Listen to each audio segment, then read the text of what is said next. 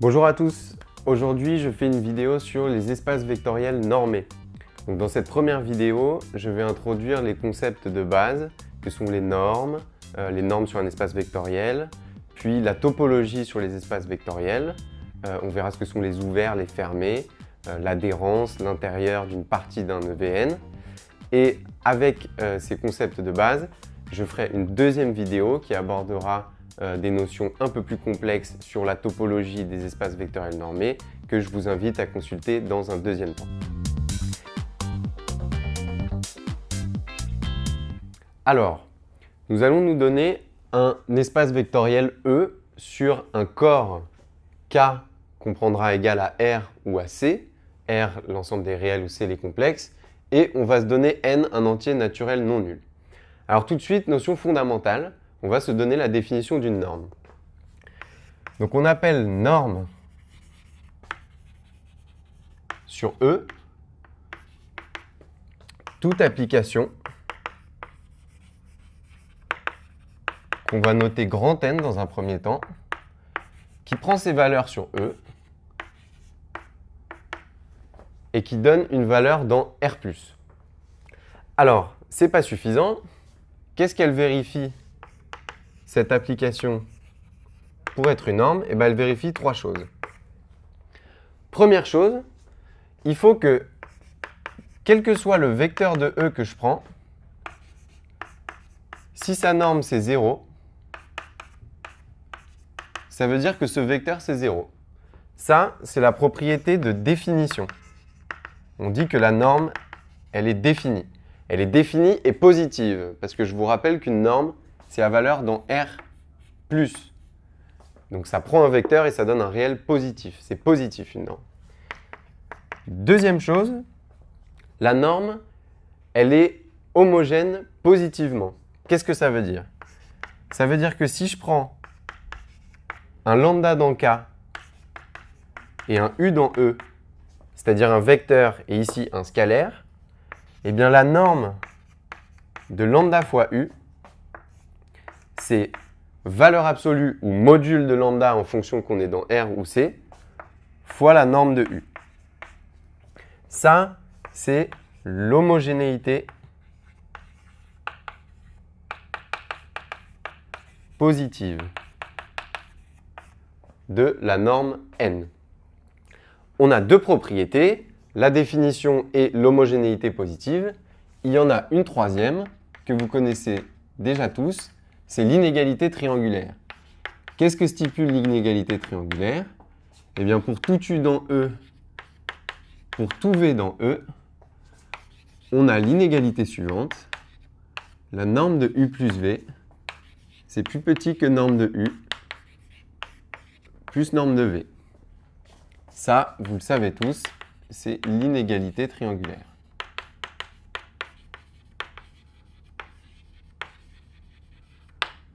Très bien. Je pense que vous avez déjà tous vu ces notions dans vos cours respectifs. On va quand même se donner les notions, quelques normes très classiques qu'on utilise très souvent. Donc tout de suite, des exemples. Alors dans un premier temps, on va prendre E, qui est l'espace vectoriel K puissance N. Donc si K c'est R puissance N, et si K c'est C puissance N. Bien, on va considérer la première norme, N1, qui prend des vecteurs de E, qui leur associe un réel positif parce que ça va être une norme. Et cette norme qu'on choisit ici, ça va être la norme qui a un vecteur de E que je peux écrire x égale x1, xn, puisque E c'est K puissance N. Eh bien, on lui associe la somme des valeurs absolues ou modules de xi, si jamais E c'est C puissance N, pour i qui va de 1 à n. Eh bien, N1 est une norme sur E.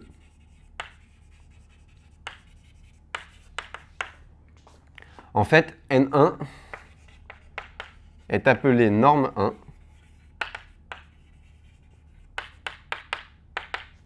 et notée norme 1 comme ça. Donc n1 d'un vecteur x, on notera bar bar x bar bar 1. Ok, voilà une première norme. On va vérifier tout à l'heure que c'est bien une norme. D'abord, on va se donner une deuxième norme, très classique aussi, que vous avez déjà rencontrée. La norme n2 qui est définie sur E à valeur dans R+, et qui a un vecteur x associe la somme des valeurs absolues ou modules de xi au carré. Mais attention, pour que ce soit une norme, ça, il faut que je prenne la racine. Sans quoi, aucune chance que l'inégalité triangulaire soit vérifiée. Donc le fait qu'on prenne la racine ici, c'est pour que l'inégalité triangulaire soit vérifiée. N2 est également une norme. On va l'écrire. Sur E, elle est appelée norme 2.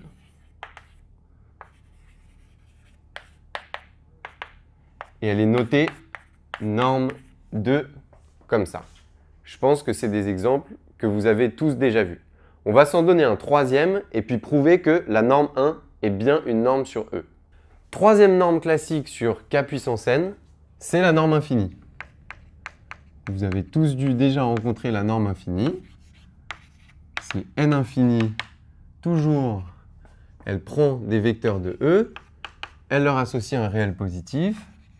Et c'est quoi ce réel positif si je prends le vecteur x, que j'écris x1, xn, vu que je suis sur K puissance n, eh bien, on prend le max, le sup, des valeurs absolues ou modules des xi. Bien, celle-ci, elle est appelée norme infinie. C'est une norme sur E. Elle est appelée norme infinie. Et on la note norme infinie. Très bien. Alors, j'ai dit qu'on allait prouver que N1, c'était bien une norme. Et je vous laisse le faire chez vous pour N2 et N infini. Si jamais vous avez des problèmes, n'hésitez pas à nous contacter. On le fait pour N1.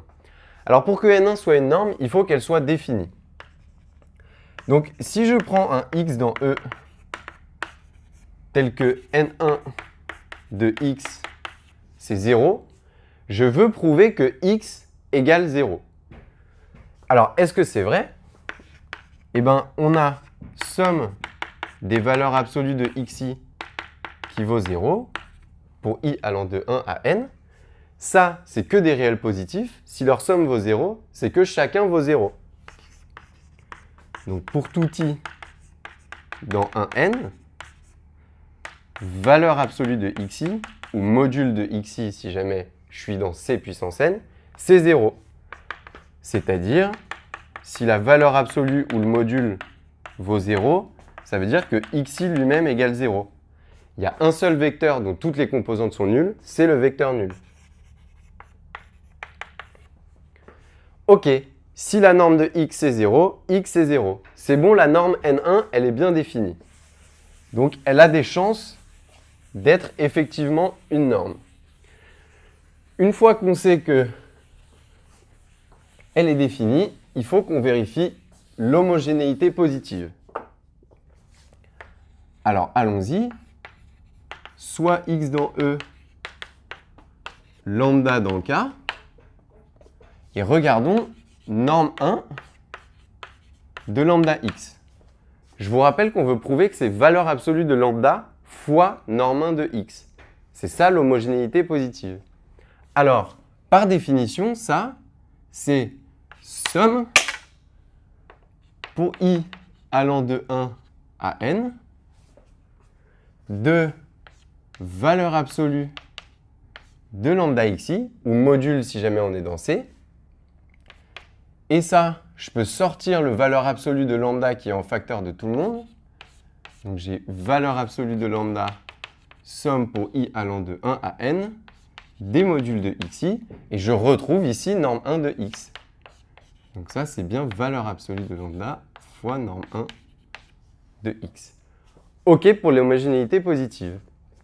Dernier point, est-ce que j'ai l'inégalité triangulaire? Eh bien, on prend deux vecteurs et on regarde la norme 1 de la somme de ces deux vecteurs. Alors, x, si je l'écris x1, xn, et y, si je l'écris y1, yn, ça, c'est somme pour i allant de 1 à n de valeur absolue de xi plus yi. Parce que le vecteur x plus y, ça va être le vecteur dont les composantes sont la somme des composantes de x et de y. Mais ici, je connais l'inégalité triangulaire pour les réels ou pour les complexes.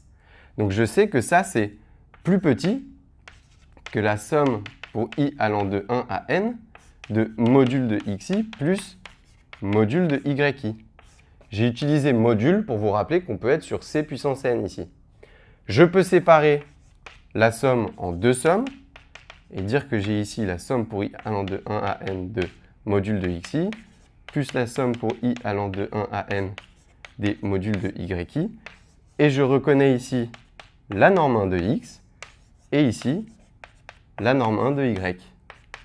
J'ai bien norme 1 de x plus y plus petit que norme 1 de x plus norme 1 de y. C'est bon, l'inégalité triangulaire est vérifiée. Mes 3 points sont vérifiés. Norme 1, c'est bien une norme. Bien. Deuxième exemple classique de norme. On va se prendre cette fois un nouvel espace. Et l'espace qu'on va se prendre, c'est l'ensemble des fonctions continues sur le segment AB à valeur dans K. Alors, on peut définir des normes sur cet espace vectoriel. Si vous ne savez pas que ceci c'est un espace vectoriel, je vous renvoie à la vidéo qui a été faite là-dessus et au poly de cours. Alors, première norme qu'on peut définir là-dessus, on l'appelle encore norme 1. Elle prend des vecteurs de E, elle leur associe un réel positif, et si mon vecteur de E, je l'appelle f, puisque ici c'est un espace de fonction, et bien norme 1 de f, je dis que c'est l'intégrale de a à b de valeur absolue ou module de f, si jamais k ici c'est c. Norme 1, c'est bien une norme sur E. Elle est encore appelée norme 1 et elle est encore notée comme ça avec des doubles barres norme 1. Bon, je cesserai de l'écrire pour norme 2 et norme infinie. Deuxième exemple de norme, sur cet espace E qui est l'ensemble des fonctions continues sur le segment AB à valeur dans K, eh bien norme 2 qui prend des vecteurs de E qui leur associe des réels positifs. Et si je prends la fonction f, eh bien analogiquement avec le cas k puissance n, on va prendre la racine carrée de l'intégrale de a à b, non plus du module de f ou de la valeur absolue, mais du module au carré. Ça, c'est bien une norme. On va le prouver tout de suite après. Mais d'abord, je veux vous donner une troisième norme qui fait toujours une analogie avec le cas E égale k puissance n. Cette norme, c'est encore la norme infinie. Elle prend des vecteurs de E, elle leur associe des réels. Et si j'appelle f ma fonction, qu'est-ce qu'elle lui associe? Eh bien, elle lui associe le sup des f de x en valeur absolue ou en module si jamais je suis sur C, pour x qui est entre A et B. Je prends la valeur maximale de f sur le segment AB. Ça existe bien parce que f, elle est continue sur le segment AB. Et quand vous avez une fonction continue sur un segment, elle est bornée et elle atteint ses bornes. Je vous renvoie à la continuité pour les preuves de ce genre de choses. Alors nous, on va simplement prouver que N2 est une norme. Parce que c'est assez instructif. Alors, premièrement, est-ce que N2, elle est définie? Eh bien, prenez f dans E, qui est telle que norme 2 de f égale 0. Eh bien, ce que vous avez, c'est que racine carrée de l'intégrale de a à b du module de f carré, c'est 0. C'est la définition pour dire que N2 de f, c'est 0. Bon, si la racine est nulle, ça veut dire que ce qu'il y a sous la racine est nul également. C'est-à-dire, on a cette chose-là. Mais ici, j'ai l'intégrale d'une fonction positive et continue qui est nulle. Ça, on sait sur le cours sur l'intégration, je vous renvoie sur les vidéos d'intégration, que ça signifie que la fonction sous le signe intégral, elle est nulle sur tout l'intervalle. Donc on écrit que f carré, cette fonction, est continue et positive sur le segment AB. Donc, CF court intégration. On sait que pour tout x dans AB, on a valeur absolue ou module de f au carré de x qui vaut 0. Bon, mais ça veut tout simplement dire que f de x lui-même est égal à 0 pour tout x dans AB. Il n'y a qu'une seule fonction qui est nulle sur tout AB, c'est la fonction nulle. Ok, on a la définition de la norme N2. Voyons voir pour l'homogénéité positive. On va l'écrire, même si c'est assez direct de le voir. Mais si vous vous donnez f dans E, et si vous vous donnez lambda dans K, voyons voir ce que donne la norme 2 de lambda f. Et bien, par définition, c'est racine de l'intégrale de a à b de lambda f au carré. Lambda, c'est une constante. Je peux séparer le module au carré en lambda carré module de f carré. C'est ce que je fais. J'ai racine de l'intégrale de a à b de lambda carré f carré. Ça, c'est une constante, je peux le sortir de l'intégrale. J'ai racine de lambda carré en module fois intégrale de a à b de f au carré. Et racine de lambda carré en module, c'est tout simplement module de lambda fois intégrale de a à b de f carré. Et ici, je reconnais n2 de f. Donc j'ai module de lambda fois n2 de f. Donc on a l'homogénéité positive. Dernier point à vérifier, et c'est celui-là qui est le plus instructif, c'est l'inégalité triangulaire. Et cette inégalité triangulaire, elle va venir d'une autre inégalité qu'on appelle Cauchy-Schwarz. Et pour ça, je vais vous renvoyer à une autre vidéo sur les inégalités qui a été faite. Et vous allez voir. Donc si on prend deux éléments de E, montrons qu'on a n2 de f plus g qui est inférieur ou égal à n2 de f plus n2 de g.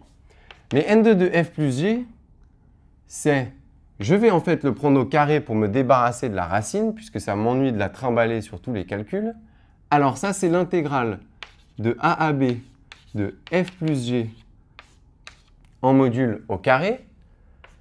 Ça, je vous invite à voir que c'est l'intégrale de a à b de module de f au carré plus 2 module de f module de g plus module de g au carré. Je peux séparer chacun des termes en trois intégrales différentes. Je peux dire que j'ai l'intégrale de a à b plus 2 fois l'intégrale de a à b de fg plus l'intégrale de a à b de module de g au carré. Et c'est ici qu'on va utiliser l'inégalité de Cauchy-Schwarz. Puisque ce terme, ici, on sait qu'il est plus petit ou égal à racine de l'intégrale de a à b de module de f2 que multiplie racine de l'intégrale de a à b de module de g au carré. Cette inégalité, c'est l'inégalité de Cauchy-Schwarz. Et je vous renvoie à la vidéo sur les inégalités qu'on a faites. Sachant ça, vous avez cette intégrale plus 2 fois racine plus cette intégrale. Et en fait, on reconnaît une identité remarquable.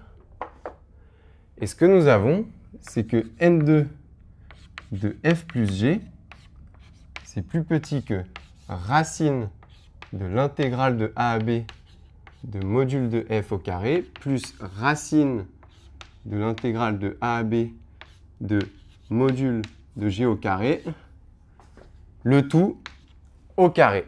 En effet, si vous développez ce carré, vous retombez exactement là-dessus. Et on a le signe inférieur ou égal parce qu'on a utilisé l'inégalité de Cauchy-Schwarz ici. Mais ça, c'est exactement norme 2 de f plus norme 2 de g au carré. Si j'ai norme 2 de f plus g au carré, j'avais oublié de rappeler que c'était au carré ici, qui est inférieur à ça au carré, j'ai bien que norme 2 de f plus g est plus petit que norme 2 de f plus norme 2 de g. Voilà. Donc norme 2, c'est bien une norme sur E. Je vous laisse prouver chez vous que norme 1 et norme infinie sont bien des normes.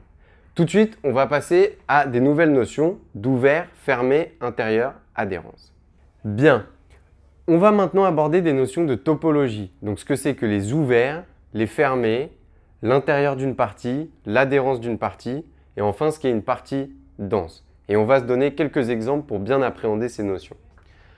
Alors première chose, une définition, et même deux définitions qui sont très utiles quand on parle de topologie des EVN. Alors, ici, on se donne E muni d'une norme, ce qu'on appelle donc un espace vectoriel normé, un EVN, et A un point de E. Alors, premièrement, on appelle boule ouverte de centre A et de rayon R strictement positif l'ensemble suivant. C'est un ensemble qui est inclus dans E. Et cet ensemble, on le note BO de A et R, boule ouverte de centre A et de rayon R. Et c'est l'ensemble des points de E qui sont à une distance de A, norme de A moins X, qui est strictement plus petite que R. Voilà ce que c'est la boule ouverte de centre A et de rayon R. Le fait qu'elle soit ouverte, ça vient du fait que l'inégalité est stricte ici. On va se donner un exemple juste après pour bien comprendre ça. D'abord, rappelons ce que c'est qu'une boule fermée. On appelle boule fermée de rayon A, de centre A et de rayon R, que cette fois, on peut décider de prendre nul. L'ensemble suivant, cet ensemble, c'est BF de AR, qui est défini par les points de E qui sont à une distance de A qui, cette fois, est inférieure ou égale à R. Et le fait qu'on l'appelle fermé vient du fait qu'on prend une inégalité large ici, qui est une condition fermée. On va se donner des exemples très classiques de boules ouvertes et de boules fermées. Alors pour ça, on va considérer l'espace E qui est égal à R2. Donc l'espace R2, il est très bien représenté par mon tableau. C'est un plan, j'ai R ici, donc j'ai R2. Et on va regarder un certain nombre de boules. Alors je vous rappelle qu'un vecteur du plan, que je peux appeler X, il a ici une coordonnée X1 et une coordonnée X2. X, c'est X1, X2. Alors, qu'est-ce que ça va être que la boule ouverte de centre 0 et de rayon 1? Donc, on va prendre une boule de centre 0 et son rayon, c'est 1. Donc, je vous rappelle que c'est l'ensemble des vecteurs de E tels que norme de x moins 0 est strictement plus petite que 1. Norme de x moins 0, c'est norme de x. Mais quand je dis norme ici, il faut que je précise quelle norme. Alors, première chose, on va regarder avec norme 1. Pour norme 1, Je vous rappelle que si ici j'ai 1, ici j'ai 1, la norme 1, c'est valeur absolue de x1 plus valeur absolue de x2. Alors dire que norme 1 de x est strictement plus petit que 1, eh bien je vous invite à vérifier chez vous qu'on est en train de parler de cet ensemble-là. Ça dessine un carré ici, centré en 0, dont les bornes c'est 1, 1 en ordonnée, moins 1 en abscisse, moins 1 en ordonnée. Si je prends maintenant la norme 2, c'est plus un carré. La norme 2, c'est la norme euclidienne usuelle, vous le savez. Donc la boule de centre 0 de rayon 1 pour la norme 2, c'est le cercle de rayon 1 et de centre 0. Donc ça, en vert, c'est pour norme 2. En rouge, c'était pour norme 1. Et dernière chose, on va se donner la boule ouverte de centre 0 et de rayon 1 pour la norme infinie. Et encore une fois, je vous invite à vérifier que cette boule, c'est le carré violet ici, qui englobe donc la boule verte et la boule rouge. Donc, les boules ouvertes signifient que la frontière n'appartient pas à la boule à chaque fois. Donc, pour le carré violet, si on considère la boule ouverte avec norme infinie ici, le carré lui-même n'appartient pas. Tous les points à l'intérieur appartiennent, mais le carré lui-même n'appartient pas. Pareil pour le vert et le rouge. Inversement, pour les boules fermées vont contenir la frontière. Voilà pour les boules. Ce dont vous pouvez vous rappeler, c'est que une boule ouverte est ouverte et une boule fermée est fermée. On peut préciser dans E. C'est toujours bon de préciser ouvert dans quel ensemble. Très bien. Maintenant qu'on sait ça, on va tout de suite voir justement ce que sont ces notions d'ouvert et fermé. Ok, on a vu ce qu'étaient les boules ouvertes et les boules fermées. Voyons tout de suite ce que c'est qu'un ouvert et un fermé de E. Alors si on se donne X, une partie de notre Vn E munie de sa norme, eh bien on va dire les choses suivantes. On dit que X est ouvert dans E, ou dit autrement, est un ouvert de E, si et seulement si. Eh bien, si et seulement si, on a la chose suivante. Il faut que pour tout point A de X, il y ait une boule ouverte centrée en A qui soit incluse dans X. C'est-à-dire qu'il faut qu'on puisse trouver un R strictement positif tel que la boule ouverte de centre A et de rayon R soit inclus dans X. Qu'est-ce que ça veut dire cette chose-là? Eh bien, donnez-vous un espace E. E ici, il est représenté par tout mon tableau.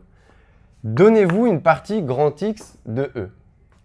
Grand X va être ouvert si et seulement si, peu importe le point A que je prends, je suis capable de trouver une boule centrée en A. Donc il faut que je puisse me donner un rayon positif tel que la boule centrée en A de rayon R soit incluse dans E.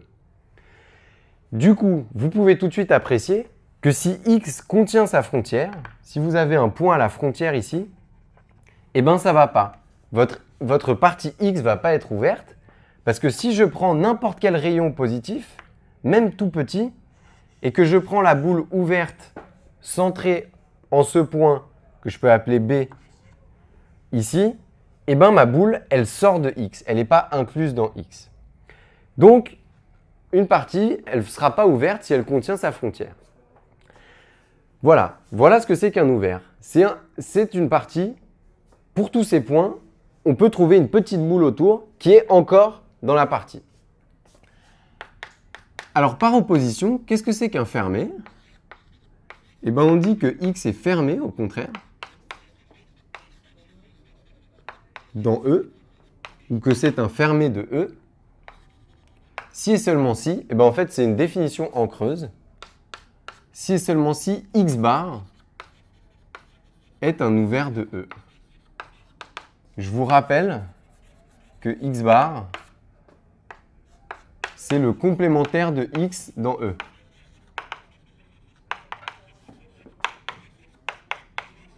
Le complémentaire de X dans E, c'est-à-dire que X bar, il est défini par les éléments de E tels que X n'appartient pas à la partie grand X. C'est tous les éléments qui n'appartiennent pas à grand X. Ok, voilà ce que sont les ouverts ou les fermés. Alors on va se donner un exemple pour comprendre ça avec un espace de fonction. On va se donner E, ça va être l'espace des fonctions continues sur 0, 1 à valeur dans R. Et je vais me donner grand X, la partie de E, constituée des éléments de E qui sont tels que f est strictement plus grand que 1 sur 0,1. Alors, donnez-vous un schéma. Voilà un système d'axes. Voilà la valeur 1. On part de 0 et on s'arrête à 1. Bon, une fonction qui va être dans grand X, elle va être strictement plus grand que 1 sur 0,1, c'est-à-dire qu'elle va avoir un graphe qui va avoir, par exemple, cette tête-là. Il va être tout le temps strictement au-dessus de 1. Eh bien, voyons que X est un ouvert.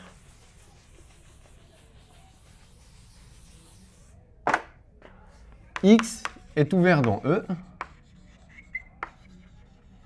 pour la raison suivante. Si vous prenez un élément f dans grand X, eh bien, vous avez la chose suivante. Posez R qui va être la différence ici entre le minimum de f et 1. On va prendre le minimum de f sur 0,1 moins 1. C'est-à-dire, on va prendre cette distance. Eh bien, ce qui va se passer, c'est que tous les éléments qui vont être dans ce tube, c'est-à-dire au sens de la norme infinie, voilà mon tube au sens de la norme infinie. Donc, E, on va le munir de la norme infinie. Eh bien, montrons que on a boule ouverte de centre F et de rayon R qui est encore inclus dans X. Et bien, si vous prenez G dans cette boule ouverte de centre F et de rayon R, ce que vous avez, c'est que la norme infinie de F moins G est strictement plus petit que R.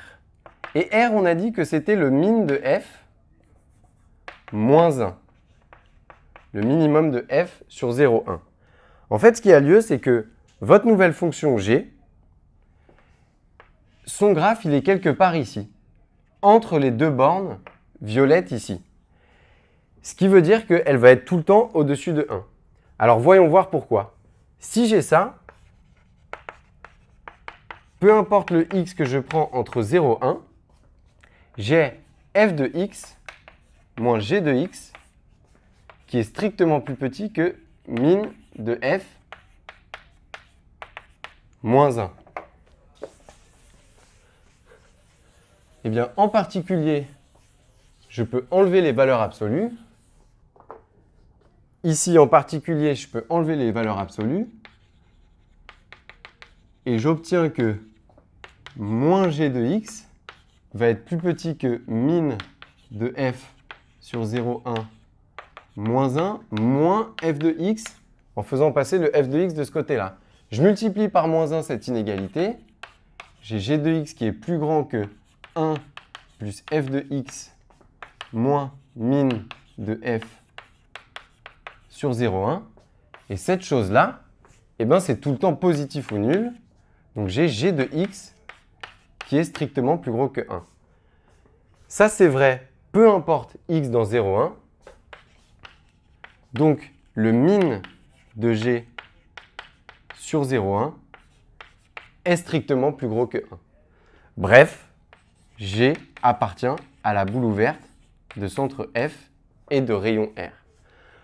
On a donc réussi à se donner un R strictement positif, tel que la boule ouverte de centre F et de rayon R est inclus dans X. Non, parce que G est là-dedans et G appartient à X. Donc, tel que la boule ouverte de centre F et de rayon R est incluse dans X.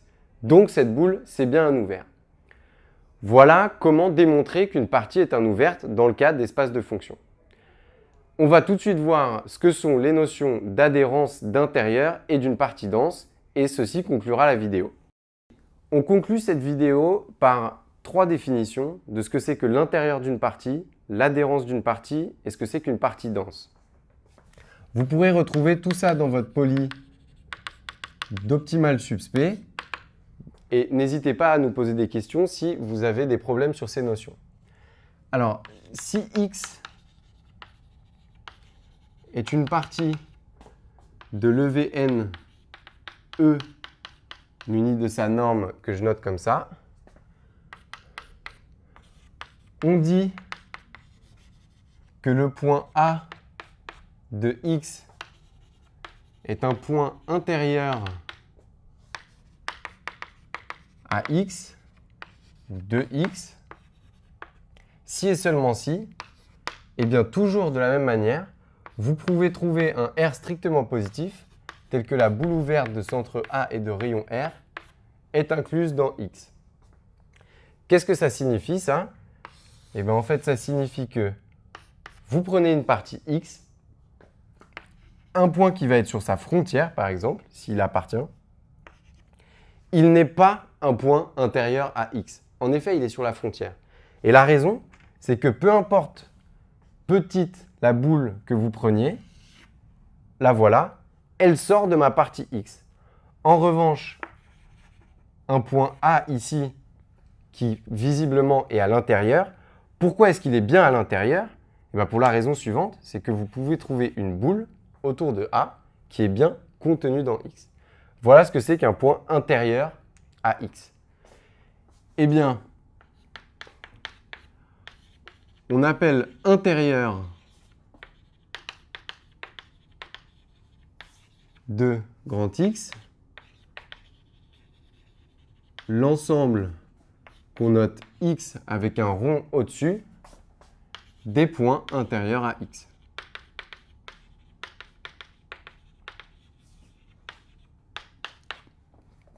En fait, ce que vous avez, c'est parfois utile d'avoir cette caractérisation, c'est que X, c'est le plus grand ouvert inclus dans X. Et comment on dit ça en fait? On dit que X, c'est l'union de tous les oméga, où oméga, c'est un ouvert, oméga inclus dans X. Donc en fait, vous avez X là, et vous allez prendre des successions d'ouverts qui sont inclus dans X. Vous allez les prendre de plus en plus gros. Quand vous en faites la réunion, vous allez tirer vers les frontières de X, mais vous allez rester un ouvert en prenant une réunion d'ouverts. Donc c'est ça l'intérieur de grand X. Et bien de la même manière, troisième définition, on appelle adhérence de grand X l'ensemble qu'on note parfois également X bar. Alors faites attention à ne pas confondre avec le complémentaire de X. Cette fois, c'est l'adhérence de grand X. Et on appelle adhérence de grand X l'ensemble grand X bar défini par grand X bar, ça va être l'intersection des grands F. Grand F, c'est un fermé. Et grand X est inclus, cette fois, dans grand F. Donc pour l'adhérence de X, on va faire l'inverse. on va se donner des fermés qui englobent X, des fermés de plus en plus petits. On va se donner l'intersection de tous ces fermés et ça va venir se ratatiner autour des frontières de grand X. Et vous obtenez un fermé comme intersection de fermés qui contient grand X et c'est le plus petit d'entre eux. Alors, on peut juste enfin donner une caractérisation de ce que c'est qu'un point adhérent à grand X sous forme d'une proposition.